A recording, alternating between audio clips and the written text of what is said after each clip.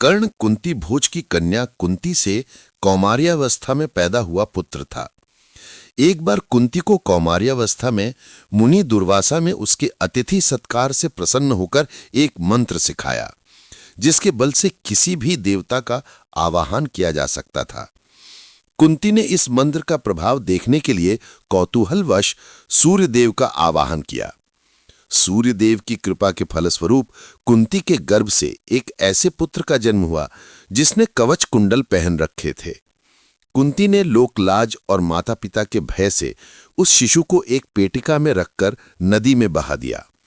इस पेटिका को कौरवों के सूत अधिरथ ने निकाल लिया। इस शिशु का नाम सूत दंपति अधिरथ और उसकी पत्नी राधा ने वसुशे में रखा और इसका पालन पोषण किया। बाद में यह कर्ण नाम से प्रसिद्ध हुआ। बड़ा होने पर यह महान वीर और योद्धा बना।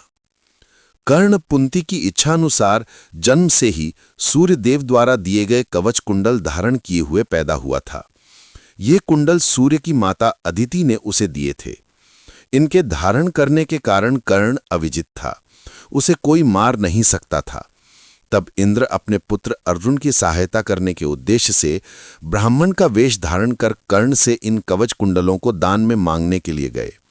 कर्ण दान के लिए प्रसिद्ध था। वो ब्राह्मण को मांगने पर खाली हाथ नहीं जाने देता था। इंद्र द्वारा छल से कर्ण से कवच मांगने की बात सूर्य ने कर्ण को स्वप्न में बताई थी। फिर भी कर्ण ने अपने दान व्रत से बिना विचलित हुए इंद्रदेव को कवच कुंडल दान में दे दिए तथा बदले में इंद्रदेव ने उसे अमोघ शक्ति दी। एक बार द्रोणाचार्य ने अपने सभी शिष्यों को एकत्रित कर शस्त्र विद्या का प्रदर्शन किया। इस अवसर पर अर्जुन ने अपना कौशल दिखाकर प्रशंसा प्राप्त की, परंतु कर्ण इसे सहन न कर सका। उसने अर्जुन द्वारा किए गए समस्त कार्य कर दिखाए और अर्जुन से द्वंद्व करने के लिए तैयार हो गया, जिस पर कृपाचार्य ने उसे सूतपुत्र कहकर अपमानित किया। कर्ण के गुरु महान योद्धा भगवान परशुराम थे, जिन्होंने कर्ण को युद्ध कला और धनुर्विद्या में निपुण किया। एक बार कौरव पांडव द्रोणाचार्य से सीखी अपनी अस्त्र शस्त्र विद्या प्रदर्शन करने के लिए रंगभूमि में एकत्रित हुए। वहां अर्जुन को श्रेष्ठ धनुर्धारी घोषित किया गया, परंतु कर्ण ने भी अर्जुन के समान कला कौशल प्रदर्शित किए। कौरवों को इससे बड़ी प्रसन्नता हुई और दुर्योधन ने कृपाचार्य द्वारा कर्ण से कटु शब्द कहने पर उसे अंग देश के राजपद पर अभिषिक्त किया। कर्ण अत्यंत पराक्रमी था। वो दिग्विजय करने के लिए अपनी विशाल सेना लेकर निकला। उसने अपनी विशाल सेना से द्रुपद के नगर को घेर लिया और युद्ध करके राजा द्रुपद को अपने वश में कर लिया। तत्पश्चात उत्तर दिशा में जाकर वहां के राजाओं को जीत लिया। फिर हिमालय प्रदेश के सभी राजाओं अंग, बंग, कलिंग, शुंडिक, मिथिला, मगध और ककंख खंड आदि सभी प्रदेशों को जीतकर हस्तिनापुर आया, जहां उसका दुर्योधन द्वारा स्वागत किया गया। एक बार कर्ण तलवार लेकर एक आश्रम के बाहर गया। उसकी असावधानी से एक ब्राह्मण की गाय का बछड़ा उसके हाथों मारा गया। तब ब्राह्मण ने उसे शाप दे दिया।